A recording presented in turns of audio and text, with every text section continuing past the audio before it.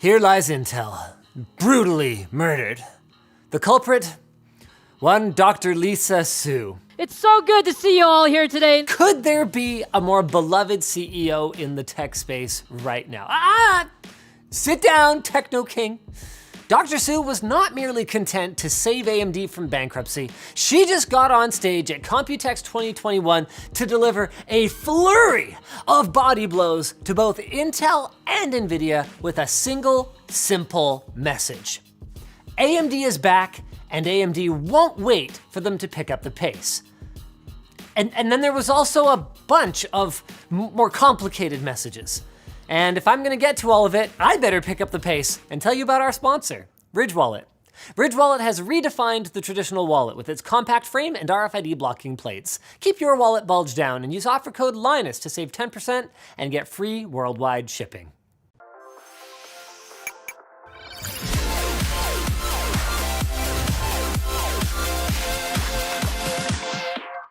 Perhaps the most interesting announcement Dr. Su made was AMD's plans for the non-X series of Zen 3 Ryzen 5000 desktop CPUs. I mean, remember that, guys? When we used to have X and then we used to have non-X, which was pretty much the same thing but cheaper and could usually be overclocked?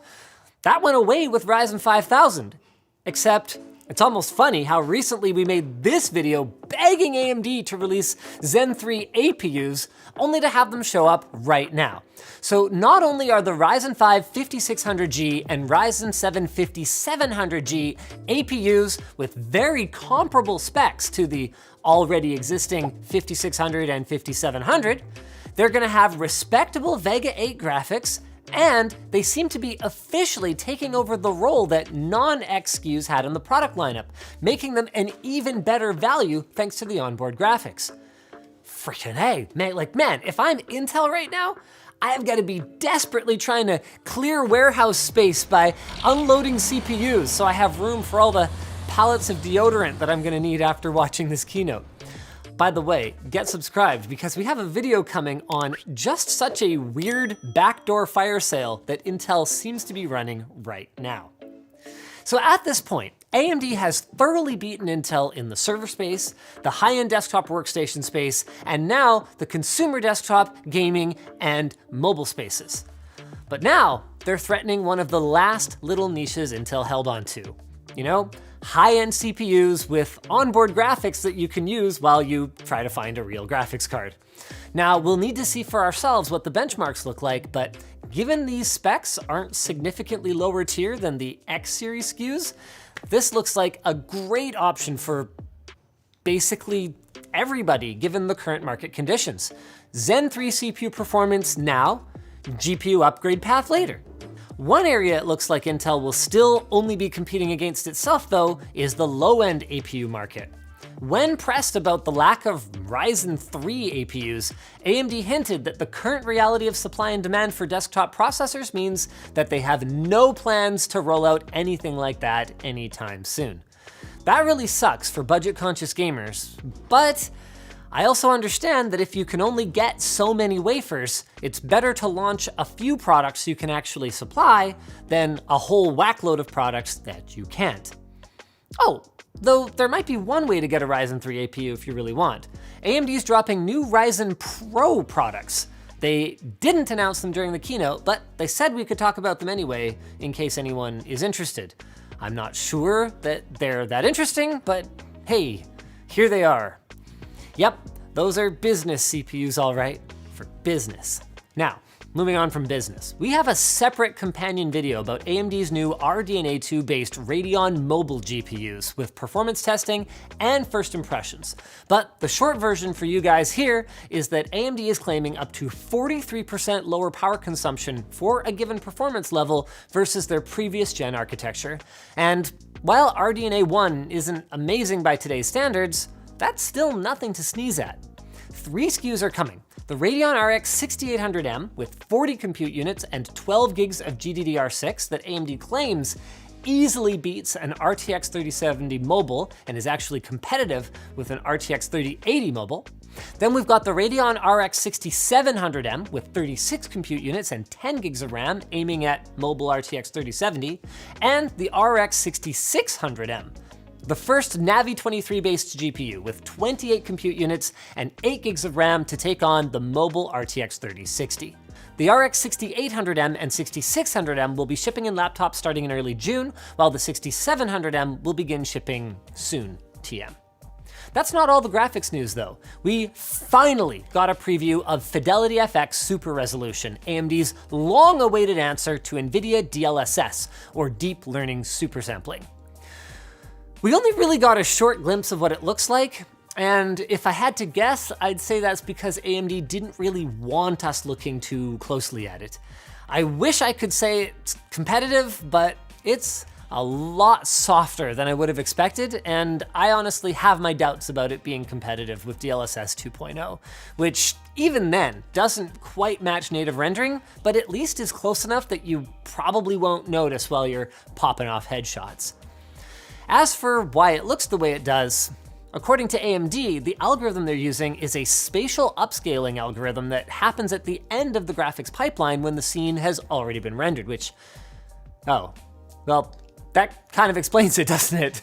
That is a much less sophisticated approach, to the point where it seems like it's basically a post-processing effect with some additional smoothing applied at the end, presumably to mask errors. Up to 4 modes can be selected though, depending on the implementation in-game, with AMD claiming FPS improvements of up to 300% with the performance mode.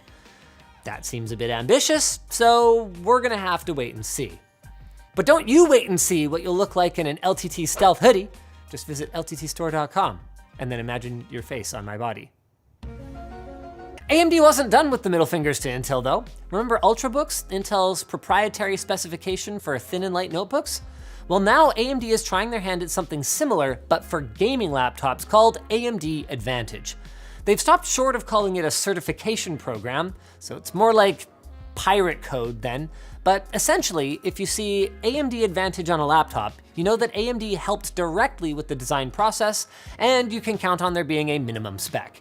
AMD specifically calls out Ryzen and Radeon Mobile, 144Hz or better IPS or OLED displays, with FreeSync Premium, an NVMe SSD, and AMD SmartShift and Smart Access Memory both supported and enabled out of the box.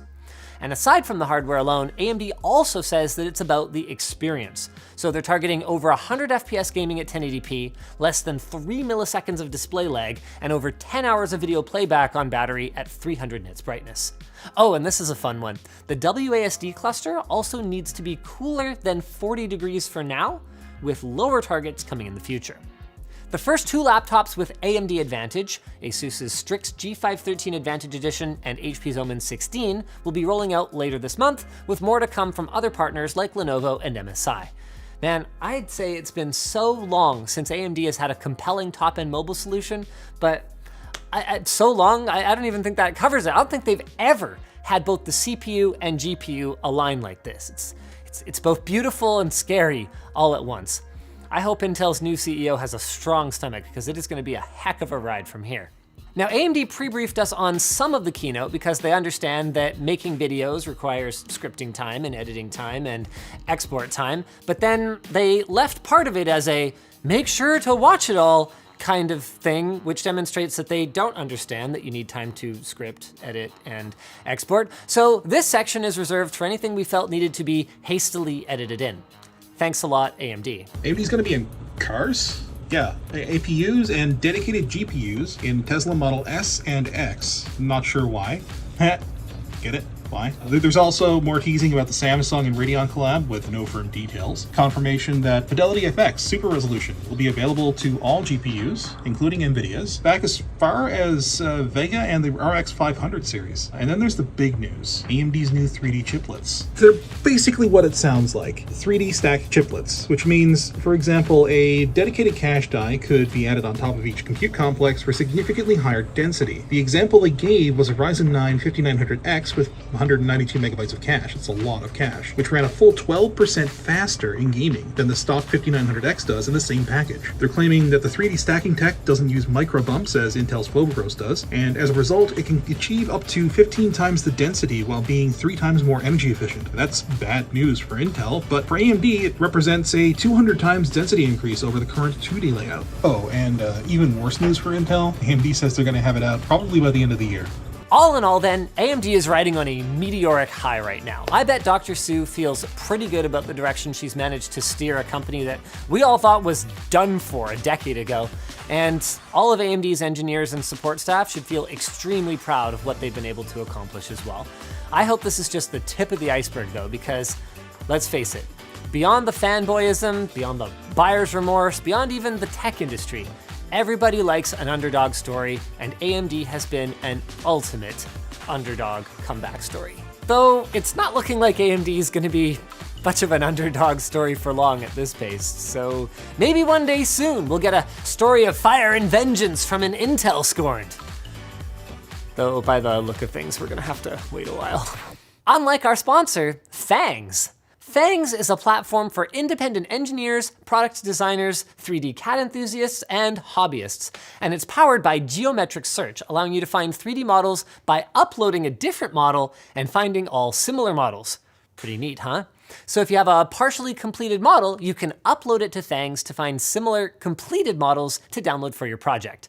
You can create a private team of Fangs users so you can share great ideas and iterate on each other's designs, and you can keep track of model versions and revisions through the platform. The new hover and highlight feature makes part identification and selection possible, so you can find hidden parts within the assembly by hovering over the part name in the assembly list, and with over 1.6 million indexed models in the database, Fangs finds the exact item that you are searching for. So don't wait, join Fangs' growing 3D community at the link down below. Thanks for watching, guys. Normally here, I'd send you to watch a not too recent video that maybe you missed, but what you should really go check out is our companion piece on Radeon Mobile. We got hands-on with ASUS's AMD Advantage laptop, and it is a lot more interesting than you might think, which is really saying something.